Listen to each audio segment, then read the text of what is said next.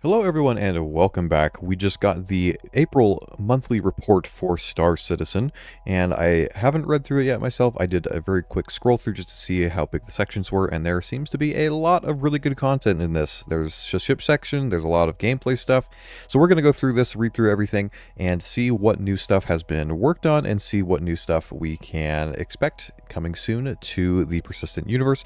So let's go ahead and get straight into it. All right, here we are.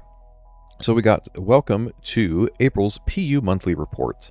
With the UEE and Invictus fleet currently preparing to make the jump to Stanton, most teams touch on the upcoming festivities throughout the month.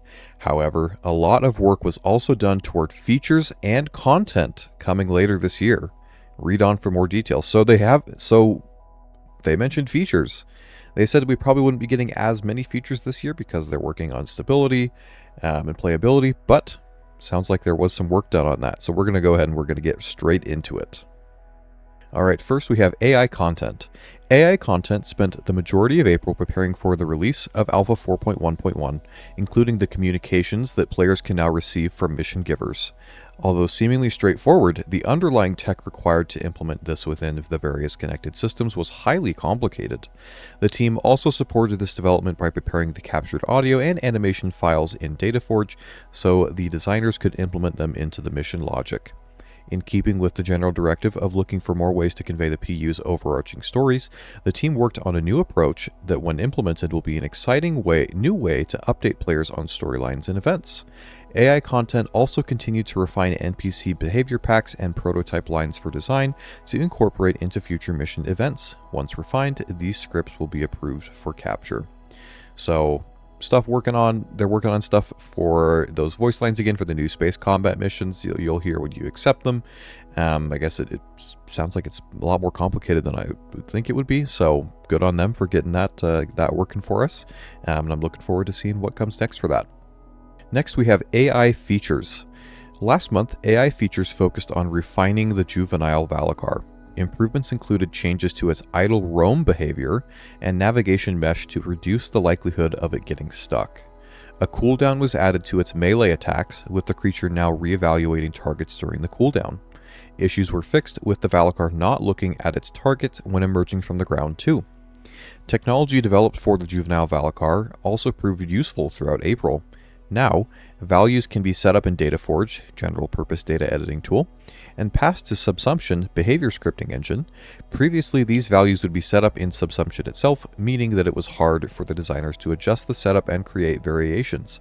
By exposing more behavior values, such as attack ranges, timeouts, and the use of specific melee and projectile attacks, the designers can rapidly create variants for specific scenarios and gameplay needs. For human combat AI, focus was on first reactions and escalation, including resolving bugs with the new system, adding and refining new reaction wildlines, and implementing new methods for controlling which events NPCs respond to. The latter is useful for specific combat scenarios where NPCs are required to focus on a particular task rather than getting drawn into combat. Refinement and polish continued on compromised cover reactions, while new prototype technology was implemented to lower weapons when friendly fire is detected. So, sounds like lots of progress with AI, both creatures and human AI. Really looking forward to seeing more of those improvements. I know I've noticed a lot that there have been quite a few noticeable improvements for like the human NPCs. They're a lot more responsive. Sometimes a lot more difficult to deal with, so looking forward to seeing that continue to evolve and get more interesting as we go forward. Next, we have AI Game Intelligence Development Team. In April, the Game Intelligence Development Team worked on various StarScript improvements, including allowing users to right-click task extension links and search for an existing task to connect it to. They also added edge scrolling to the editor when dragging links and implemented the ability to add a task between two others without manually reconnecting them. For StarScript, the first pass on Mastergraph visualization and editing was completed. GID also delivered their vision for a new tool currently called the Density Profiler. This prototype will help validate the visual presentation of the tool, the use of thresholds on metrics, and how to interact with multi-resolutions. Finally, the team continued their research discussions on the mission system. The objective remains to provide the designers with tools to help them easily create entertaining missions for players. That's a little bit more technical of a section, and I don't understand all of that, but it sounds like they're one of their internal teams that is working to make things easier for the developers that then develop missions and other things that then reach the players. So just efficiency, refining things, making it easier for the developers. All right, now we have AI Tech. AI Tech progressed with the Pathfinder system, making various improvements and cleaning up requests involving multiple start and end locations. Based on a path start orientation, the devs can now readjust the initial animation for better continuation when exiting a usable. For the movement system, AI Tech are improving chase target requests to allow the chasing of ground vehicle targets alongside NPCs. The challenge with this is that the position of a ground vehicle could be outside of a navigation mesh triangle. Multiple improvements were also made to both triangle mesh-based navigation and voxel 3D-based navigation. For triangle mesh, triangle generation issues were fixed that were propagating problems into pathfinding and navigation raycasts. For 3D voxel-based navigation, the team began utilizing the resulted voxels and mesh to improve ship AI collision avoidance. On the subsumption side, the team continued to create a synchronizing and serializing subsumption behavior state and behavior variables. Various bugs were fixed for ship AI, some relating to newly exposed functionality like flight mode, and the spawning/despawning of voids. Improvements were made to cover generation too, such as excluding door entities from the cover generation process and reducing the amount generated for long walls. The team is currently checking ground surface inclination to discard cover in areas that are not almost flat. A new Nav-Spliner creator tool was implemented that will allow the designers to record player ship movements and transform the captured data into a Nav-Spline that can be utilized by ship AI. StarScript functionality was also extended as requested by the designers, creating new missions and behaviors. So again, that's a little bit more of a technical section, but it sounds like they're working, again, this is more stuff to improve the behavior of NPCs. Sounds like potentially chasing of a ground vehicle target. Maybe we'll have some missions or events coming up that require more usage of ground vehicles. I would totally be okay with that. I think they need some love, but very interesting, very, very interesting.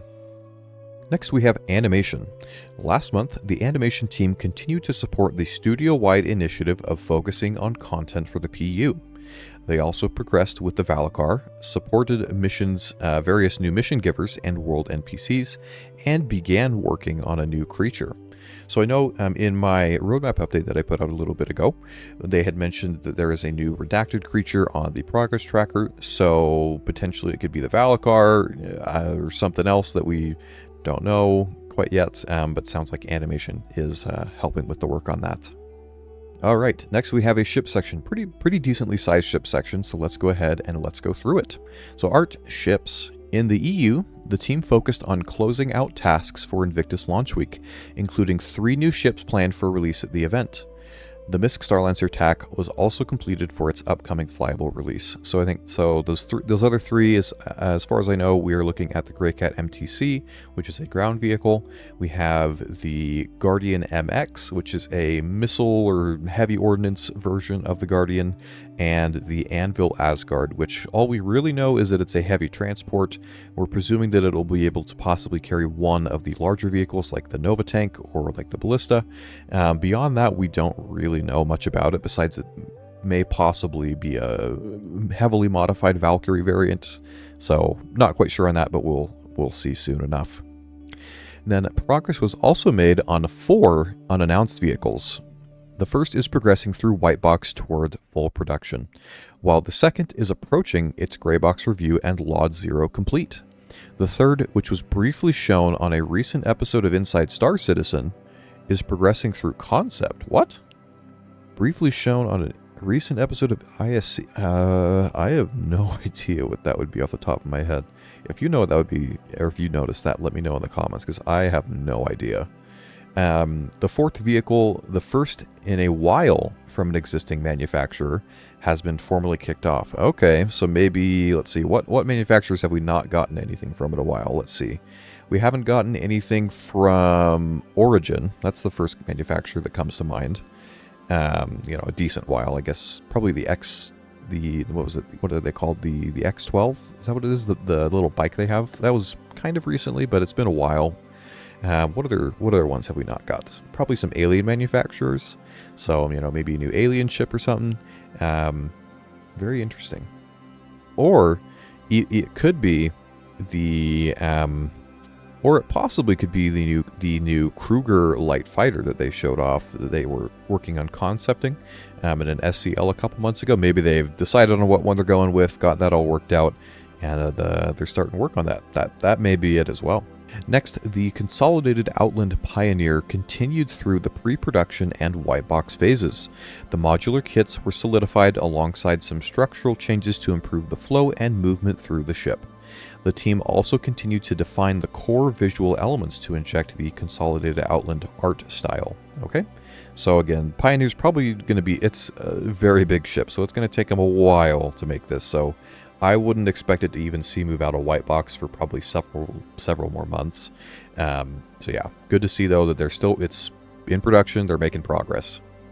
Numerous paints were also created for new and existing ships for release in coming events, so there'll probably be a whole host of new paints around Invictus for a bunch of different ships like they mentioned.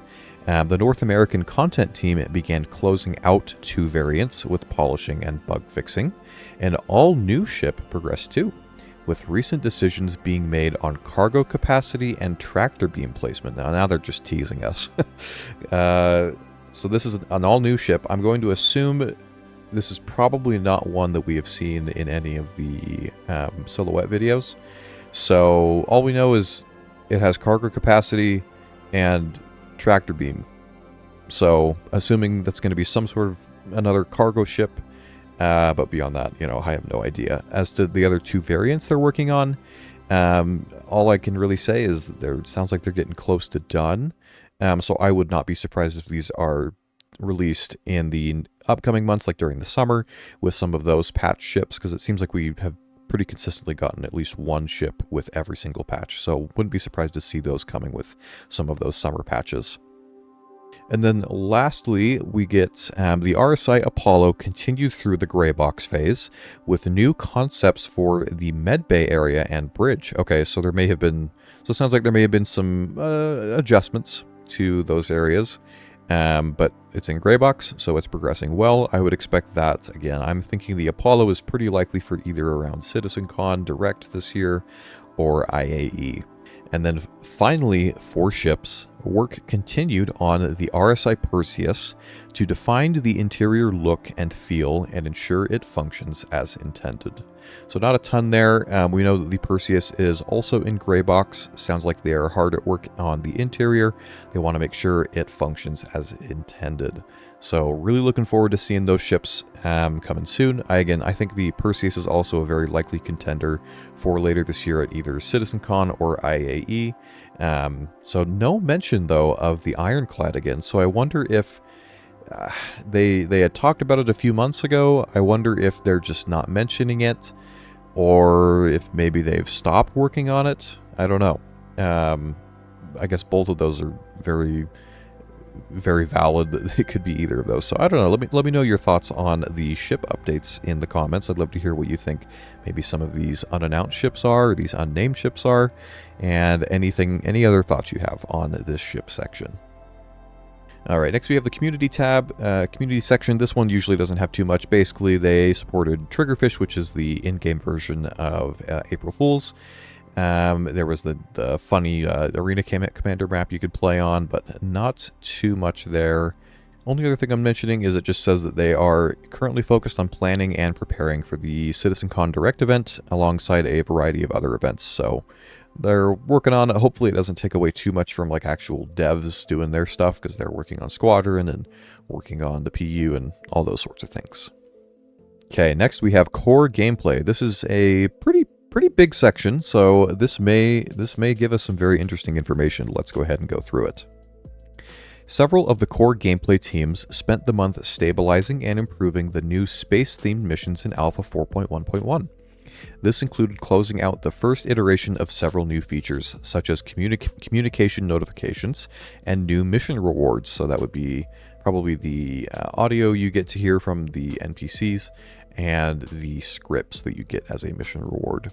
Outside of new content, the team continued to monitor feedback from the PTU to address community concerns as quickly as possible.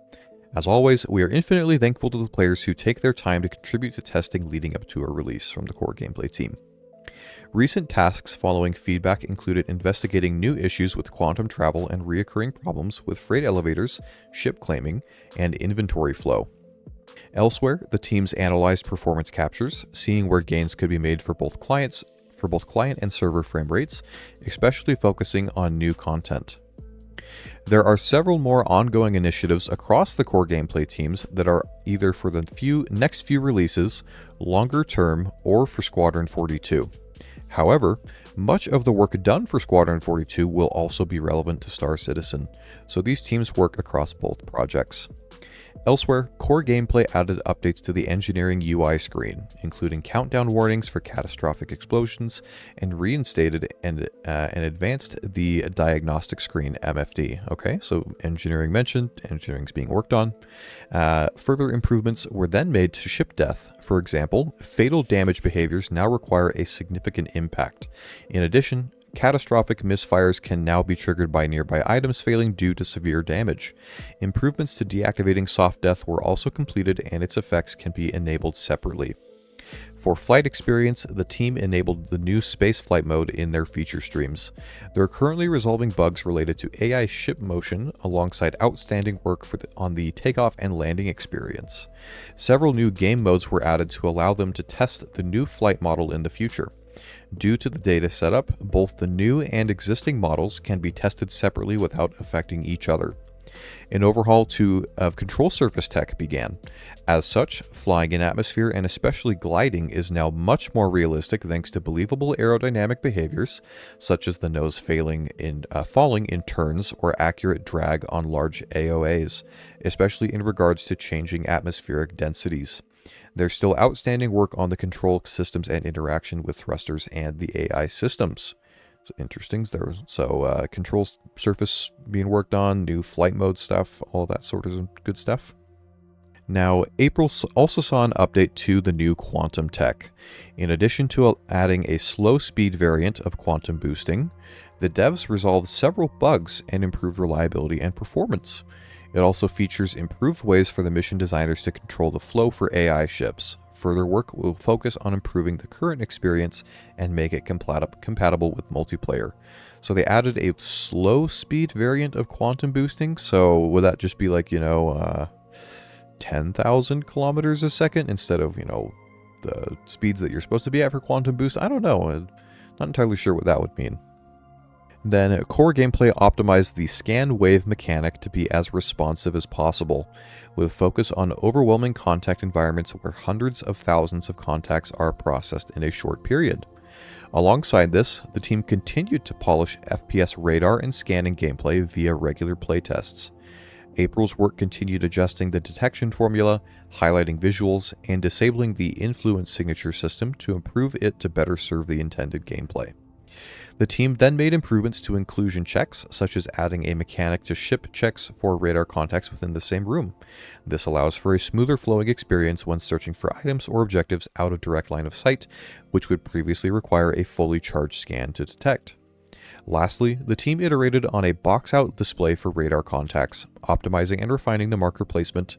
Design also began setting up which objects will be detectable by radar and scanning in the PU. Several major bugs were fixed, including one causing the Miscall C to spawn with its spindle extended, which prevented flight in certain ports. A commodity issue stopping ships from being selectable as a destination was fixed too. For refineries, the team added the location inventory to the list of sources and destinations, while refining no longer consumes the ore bag so that it can be reused. For cargo, items placed on grids now take item pivot into consideration if the data is available. So pretty big gameplay section there. So they did talk about engineering a little bit. They talked about FPS scanning, overall FPS radar and scanning improvements in control surfaces. So sounds like work is still being done quite a bit on there. I really think we will probably see engineering at some point this year, possibly FPS radar, and some of those other improvements. So looking forward to seeing those when they get into the PU. Next, we have the economy section. Last month, the economy team were involved in the new content coming in 4.1.1, including items and vehicles for Invictus. They also supported the design of several new mission archetypes, some of which have the chance to impact the universe in a more permanent manner. The team then began looking into making the economy more dynamic, testing various things. We are studying different economic models from history and fiction to get a better impression of how the economy will feel when it is fully fledged. Okay, so they're testing some different ways they could do it. Interesting. The team also discussed the next iteration of item recovery and how it will influence the prices and exclusivity of different items. Work then continued on the back-end shop refactor that will provide the tools to start building a better shopping experience. Finally, the economy and data solution teams continue to create a comprehensive data plan to provide better and faster information about what players like the most. Okay, so nothing too crazy there, but sounds like they're just working on making improvements for us, refactoring the shopping experience. Potentially it'll make it so when they add in crafting and base building, you'll be able to have your own shop. That's potentially a feature that'll come out of that refactor. Next, we have mission design. With most of their recent fundamental tech work complete, the team focused on improving mission quality. For example, players in the PTU will see the return of comms notifications. While the previous system, used for Xenothreat and Siege of Orison, was difficult to update and maintain, it's now a lot easier to implement content into the game. The team are planning to slowly roll out this update across the game to globally improve mission quality. Alpha 4.1.1 will see new mission types focused on PvE ship battles. These include Ambush, which see players set a trap to kill a priority target, and Patrol, where players travel between different coordinates and take on activities at each point. Work on these missions also allowed the team to find and fix long-standing issues with spawning ship-based reinforcements, so ship wave missions should now function better. In April, a few of the designers began fixing missions that missed the Alpha 4.0 release. Hopefully some of these will be in a good enough state for a release soon, but we are committed to the quality and stability of the missions. Updates were also made to Wicklow, including the things that they are willing to trade. To prevent the farming of rare components, ships rewarded by Wicklow will now only feature their unique paint, while the components will be added to the Emporium. Interesting. So does that mean that you'll get the ship and then the components will be given to you separately? Is that what that means? I'm assuming. I don't know. That's a little bit confusing in the wording. But that's what I'm initially thinking it means. So kind of odd. But okay, we'll have to see. We'll have to see how that ends up working out. And next we have Narrative. In April, the Narrative team's main focus was on a suite of new missions and support for Invictus launch week. Looking ahead, the team prepared for their next capture session, which involved confirming trigger lists with design, writing scripts, casting actors, and coordinating with the various downstream departments tasked with processing the captured material. They will also be recording unique dialogue for an upcoming event, as well as adding a new NPC archetype for use across multiple missions. So this may be something in relation to some of the new redacted stuff also that was mentioned in the roadmap update. The team also entered the polish phase on locations that will be arriving later this year, improving the narrative flow for the area and helping the branding team with the final signage pass to create a more immersive environment. Additionally, they continued to work on 2 new location archetypes, guiding the design and art with backstory elements to help drive the tone as well as establishing story details. Also, with 2025 well underway, the team dedicated time to progressing their 2026 planning, including new story opportunities. Finally, the Narrative team made an appearance on Star Citizen Live to answer questions about this year's ongoing storylines. So Narrative's already starting their 2026 planning. So sounds like they are just steamrolling ahead with all their work. So good for them. Looking forward to seeing what other new locations and all sorts of things that we get this year. All right, we're getting towards the end here. So now we have online technology. In April, the Live Tools team worked on various features, including new sanction types and improvements to scheduling global system messages. The network team delivered the Entity Teleport feature, which is used to move replicated entities that may or may not be streamed out. This enables systems like Respawn to directly reparent a player to a medical bed without needing to wait for it to stream in, streamlining and simplifying the respawn process. The team is currently finalizing the related API. Cool. R&D. In April, various improvements were made to the lighting evaluation that's part of the Cloud and Atmosphere Ray March. As such, the energy falloff function was generalized and an extra highlight was added to separate the center of bright lightning from much dimmer long-range impact. For dynamic weather, the temporal stability of the CPU-accessible weather map was improved. Extra helpers for CPU weather queries were implemented, and robustness was improved when creating query contexts. Work also began on adding texture streaming support for volumetric cloud and ground fog rendering. Sun disk rendering began sufficiently dense planetary clouds, was improved, and should result in softer transitions than before. Similarly, the sun disk behind gas clouds should occlude correctly again. This fix corrects animated noise and banding that was observable when looking at dense clouds with the sun shining through. Okay, so improvements to clouds, hopefully getting rid of some of the noise that was there before. Good to see just some little improvements being made with that. Alright, last two sections we have UI, pretty small section. Last month the UI team worked to implement unique UI styles for several upcoming vehicles. They also supported upcoming events and created environmental UI to support the gameplay and storytelling. So, sounds like they have been doing a decent amount of stuff. We still have some unique UI styles that we need for some of the different manufacturers, so perhaps we'll get those with some upcoming vehicles in the near future, so we're looking forward to seeing what comes of that.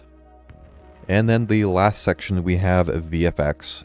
Last month, VFX worked toward completing their tasks on vehicles and weapons for Invictus Launch Week. Pre-production VFX work was also began for an upcoming major release, including locations, creatures, and weather. What? Hold on. The last section, it's not even that big, and it's got this whole... What? This whole big thing. Pre-production also began for an upcoming major release, including locations, creatures, and weather. I bet that is going to be probably, I would guess 4.2. I would guess is what that upcoming major release is, because typically the 0.1, 4.1 or 4.2, those are the major releases. So we might be getting some of the new weather, maybe the dynamic weather, and those creatures and locations with whatever that patch is. So that's some very interesting stuff. So overall, pretty good monthly report, pretty good updates on a lot of the progress of ships and gameplay, AI, all those sorts of things.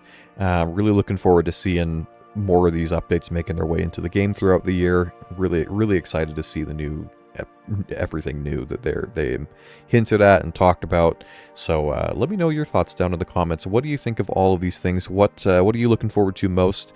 And yeah, just let me know your overall thoughts. If you enjoyed the breakdown and read through, feel free to leave a like, as it really helps the channel. Feel free to check out my video going over the most recent roadmap updates. There's some interesting stuff in there as well to check out. And until next time, I will see you in the verse.